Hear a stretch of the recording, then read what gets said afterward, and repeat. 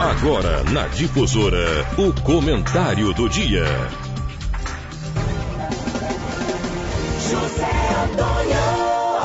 Boa tarde, 12:02, uma ótima terça-feira para todos os amigos que nos acompanham. Muito obrigado pelo carinho da audiência.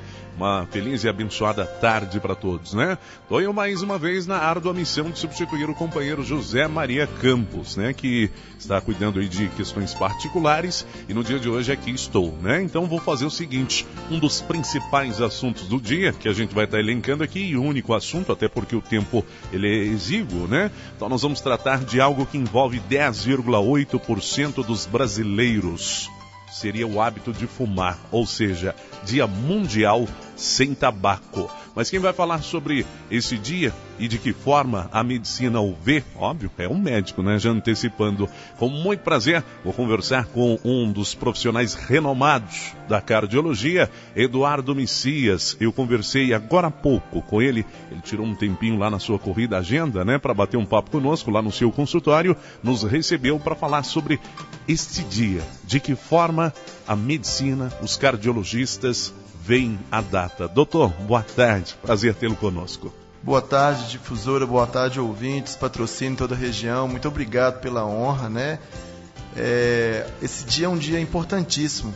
O tabaco, né, o tabagismo, o hábito de fumar, o vício de fumar, isso não é um hábito, é um vício, é considerado um dos principais fatores de risco para o coração, para o cérebro e para todo o organismo. Não só na questão das doenças cardiovasculares, mas também das neoplasias, cânceres, enfisema, DPOC e tudo aquilo que o cigarro, né, que o tabagismo, essa doença comete. Então hoje é uma data importante, porque essa data ela celebra, né, é um momento de se falar um pouco sobre isso, de discutirmos um pouco do que tem sido feito, as políticas que vêm sendo adotadas para tentar erradicar esse mal, e mostrar para o indivíduo que o tabagismo é uma doença e para toda doença há um tratamento, merece ser tratado. Eu estou falando agora em males do tabagismo para a vida de uma pessoa. De que forma a cardiologia vê esses males e quais são os principais? Existe um dado interessante que de indivíduo para indivíduo existe uma susceptibilidade individual e genética, ou seja, tem aquele senhorzinho que fumou a vida toda. E às vezes as pessoas ficam alegando, ele fumou tanto e tá com tantos anos e não morreu, então eu também posso fumar. Porque existe algumas substâncias do organismo, dentre elas a alfa-1 antitrypsinase, que é produzida no pulmão, em que pessoas têm mais ou menos. Então, ou seja, além de ser uma doença que tem um cunho genético na forma de se desenvolver, né, o tabagismo é uma doença que tem um poder devastador sobre todo o organismo cardiovascular, cardio e cerebrovascular. E também na condição das neoplasias, que são os cânceres. Então, eu volto aqui a frisar, o tabagismo é uma doença que merece tratamento, e aprendi nesses anos, né, de prática médica, nesses inúmeros congressos, estudos, que o tratamento só é realizado a partir do momento que o indivíduo, que o paciente quer se tratar, que ele precisa de ajuda. Porque muitas das vezes você não pode propor o tratamento para quem não quer ser ajudado. Então, o primeiro passo para parar de fumar é uma coisa muito simples, como tudo na vida, é querer. Doutor, com relação à legislação hoje que proíbe o fumo e tal, o tabagismo, de que forma a medicina vê essas legislações que nós temos hoje no Brasil? Elas são realmente um atrativo para que a pessoa pare de fumar ou, de certa forma, dá aí a entender que a pessoa, não, eu vou fumar porque, de repente, a legislação é fraca e tal, e eu posso? Sem dúvida, a legislação já contribui, né, para poder erradicar, para poder deixar realmente as pessoas que não têm esse vício livres, né, da fumaça, do incômodo do cigarro. E até mesmo para que a pessoa que tenha o vício repense, né, o seu estilo de vida, a sua maneira de viver, que ela se sinta realmente um pouco desconfortável, porque num passado não muito recente existia toda uma liberação de cigarro, até mesmo dentro de aviões. Você vê que ainda tem aviões ainda que tem lá a tampinha onde as pessoas fumavam. E hoje, realmente, com essa restrição dos espaços, com essas políticas, inclusive de não só de proibição de fumo em determinados locais, a política de também propor à população o tratamento tem contribuído e muito para a diminuição do cigarro. Para se ter uma ideia, no Brasil, o Brasil tem até um bom exemplo de diminuição. Existem alguns países na Europa que houve aumento, nos Estados Unidos houve diminuição. Então eu vejo com bons olhos essa política, porque essa política restringe, o indivíduo não pode chegar e fumar em qualquer lugar. E até mesmo porque também existe um exemplo, né? Todo mundo, você chega num local, está todo mundo fumando, porque é parecendo que você que está, né, que não está igual todo mundo. Então é importante ter essas políticas têm uma importância muito grande para divulgar, para fazer aquele indivíduo pensar o mal que esse cigarro faz para ele. Inclusive, hoje um dos debates é com relação à padronização da embalagem dos cigarros, né, doutor? O senhor acredita que da forma que está hoje, cada um usando um tipo de embalagem, é um atrativo para que, de forma especial, os nossos adolescentes, os nossos jovens, entrem para essa vida do tabagismo? Eu discordo, de certa forma. Eu acho que a embalagem não é o que vai fazer o indivíduo parar de fumar. Eu tenho uma conduta minha, uma coisa que eu aprendi na vida, que faz o seguinte: você vai ver lá que causa aborto, que causa câncer, que causa infarto, que causa derrame. Ou seja, o indivíduo que fuma, ele sabe que faz mal. Você pode ir em 100 médicos vão te explicar que você tem que parar de fumar. Então algo de diferente tem que ser feito. O que eu aprendi nesses congressos, essas amplas discussões e mesas ao longo aí desses anos de estudo é o seguinte: você tem que, antes de mais nada, respeitar a vontade da pessoa. Se a pessoa quer fumar, que ela fume, mas que ela saiba que ela está assumindo todo aquele risco. E não é por conta daquela figura que vai fazer ele parar de fumar. Aquilo tudo bem, vai servir como um alerta. Mas eu acredito muito no estímulo à força de vontade, a mostrar para a pessoa que ela pode ser ajudada, que ela tem a opção de marcar uma data e a partir daquela data iniciar um tratamento. A partir do momento que ela entende que o tabagismo é uma doença e que essa doença tem tratamento, aí sim vai haver uma diminuição muito grande. Eu tenho um índice de sucesso muito grande, né, no tratamento do tabagismo. Nós temos excelentes profissionais, colegas cardiologistas, clínicos em patrocínio, que estão preparados para propor esse tratamento, mas eu acho muito importante, antes de mais nada, a pessoa querer. Não é simplesmente vergonha na cara. Existe toda aquela mística, né? A pessoa fuma porque é sem vergonha, porque ela não tem vergonha na cara, ela sabe que faz mal. Mentira, o vício é muito forte. Entre 2.700 substâncias que o cigarro tem, apenas uma, que é a nicotina, vicia e tem um poder viciante muito grande.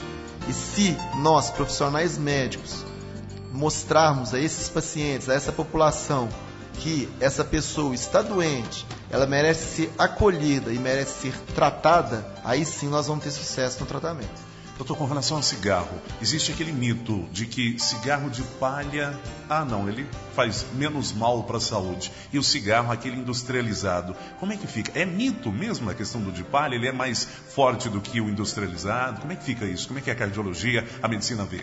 A medicina vê que é comparar porcaria com porcaria, né? Todos os dois fazem muito mal. Tem o filtro, a fumaça é mais fina, ela vai em regiões mais profundas, né?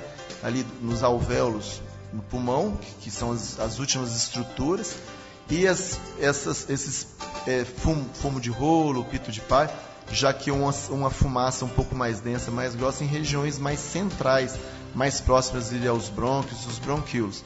Mas a bem da verdade, todas as duas fazem muito mal, entendeu? Eu falo que muitas das vezes esse pitinho de palha, esse cigarrinho, nada mais é que a porta de entrada para o tabagismo normal, de massa e tudo. Então, o ideal mesmo é não começar. Hoje já existe também a política, não existe mais propaganda a respeito de cigarro. Eu tenho muito paciente antigo que até brinca comigo, que fala assim, eu fumava por esporte, eu achava bonito. Antigamente, se a pessoa não fumasse, ela estava até de fora dos amigos, que todos os amigos fumavam. Hoje já existe até um conceito, a pessoa que fuma hoje fica até um pouco incomodada, porque ela já não encontra mais lugar para fumar, muitos dos amigos não fumam.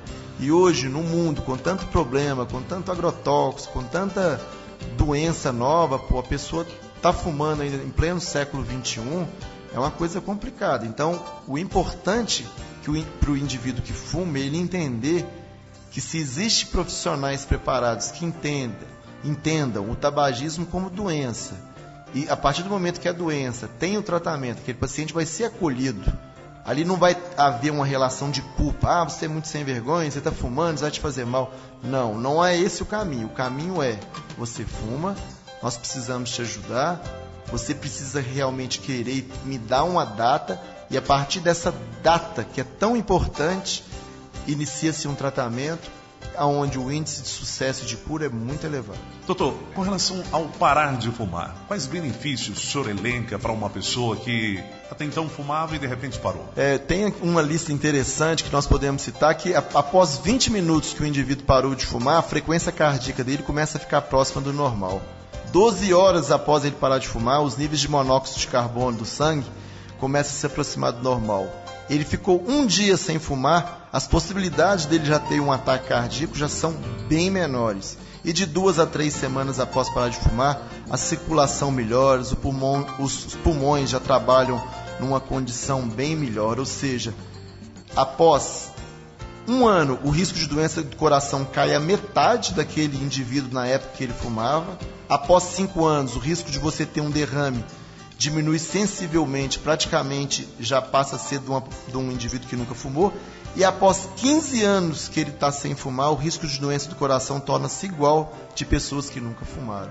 Ou seja, o benefício começa após 20 minutos sem fumar. O benefício é muito grande. Então nós precisamos incentivar, nós precisamos marcar essa data, né, do Dia Mundial Sem Tabagismo, tentar reforçar essas políticas. Existe no sistema público de saúde a medicação, o adesivo, existe um preparo aí por meio, né, dos PSFs, para esses grupos. Nós temos que realmente, né, incentivar a população a acolher esses indivíduos que fumam, não culpá-los, né, pelo fato de estar fumando. É muito importante a gente ajudar essas pessoas, porque aí sim nós vamos ter uma vida mais saudável, vamos poder viver mais e com qualidade, porque também viver muito e não ter qualidade é muito ruim. O auxílio médico já seria também um primeiro passo para resolver esse problema, uma conversa, uma consulta? Sim, claro, porque dentro da consulta você vai poder calcular, né, qual que é o grau de dependência daquele indivíduo em relação ao tabaco, quais que são os fatores disparadores, né? Depois que eu tomo um café, é quando eu estou nervosa, é na hora que eu vou deitar, é a hora que eu acordo. Então você vai pegar aqueles momentos e vai trabalhar com a pessoa, né, os fatores disparadores. Você vai explicar como que a medicação vai agir. Então você vai poder dar todo um suporte para ela, para que ela realmente possa parar com conforto, sem ter aquilo que nós chamamos de síndrome de abstinência, que é tão desagradável, que deixa a pessoa ansiosa.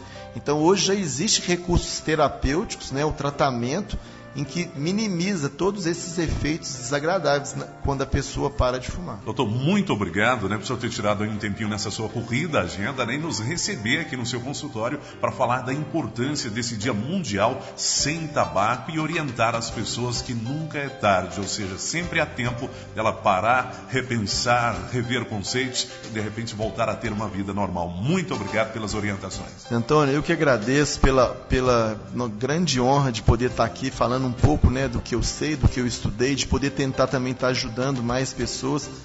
Eu tenho certeza que os cardiologistas, né, o Instituto Coração e todo o grupo de médicos em patrocínio sabe dessa importância e grande parte deles estão aí preparados para poder ajudar essa população a poder tá realmente erradicando e cessando o tabagismo. Fico aqui à disposição sempre que precisar de algum assunto interessante que possa trazer benefício, né, e saúde para a população, estou às ordens. E um grande abraço para a dona Terezinha aí da Difusora, que eu gosto muito dela.